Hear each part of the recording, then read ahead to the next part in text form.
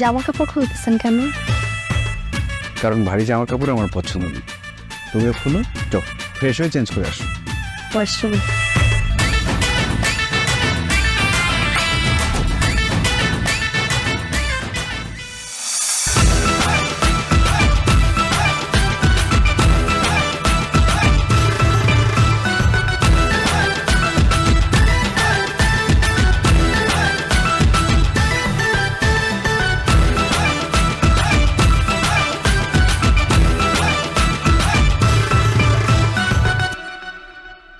আস লক্ষ্মী মেয়ে, শোনো, আমি তোমাকে কেন বিয়ে করছি জানো?